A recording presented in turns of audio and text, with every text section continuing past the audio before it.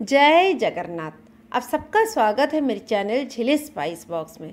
कितनी गर्मी हो रही है ना, और इस गर्मी में बड़ा ठंडा ठंडा पीने को मन करता है। जब बाहर से आओ तो ठंडा ठंडा पीने को मन करता है ना।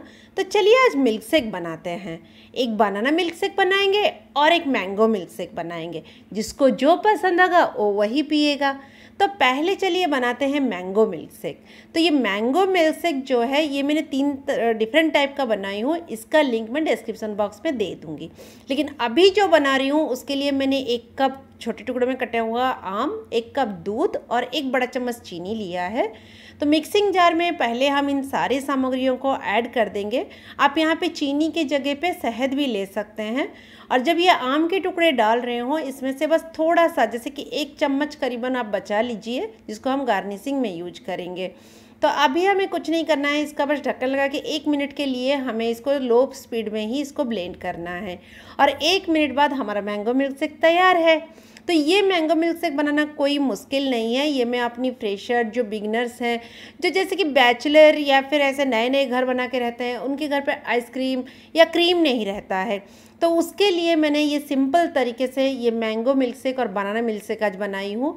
बस ऊपर से ये छोटे छोटे टुकड़े की जो मैंगो पीसेस हैं इसको आप गार्निश कीजिए और इस गर्मी में ये ठंडा ठंडा मैंगो मिल्क शेक सर्व कीजिए। तो फिर चलिए बनाते हैं दूसरा बनाना मिल्क शेक।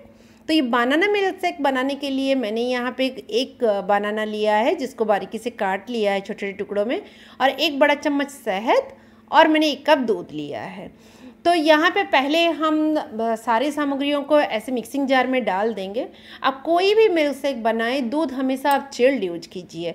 मैं कभी भी आइस क्यूब्स यूज़ नहीं करती हूँ, क्योंकि इसमें मैं दूध और फ्रूट्स दोनों में चिल्ड ही यूज कर लेती हूँ फ्रीज़ में रखा हुआ। क्योंकि आइस क्यूब्स डालने से मुझे दूध में थोड़ा सा पानी जैसा लगता है, इसलिए मैं कभी नहीं डालती हूँ। तो आपने देखा मैंने ढक्कन लगा के उसको 1 मिनट ब्लेंड किया, और अभी हम ग्लास में सर्व करेंगे।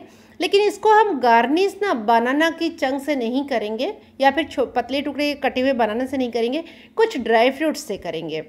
दोस्तों मैंने जब इसमें थोड़े से ड्राई फ्रूट्स डाले और जब पीने के टाइम में वो ड्राई फ्रूट्स को फील किया ना, वो ज़्यादा अच्छा लगा। तो हमारा दोनों मिल्क शेक बन के तैयार हैं। और आप लोगों को कौन सा कैसा लगा, कौन सा मिल्क शेक ज़्यादा अच्छा लगा, कमेंट सेक्शन में बताना मत भूलिए। और ऐसे ही झिले स्पाइस बॉक्स के साथ बने रहिए और भी नई रेसिपी के लिए। Thank you.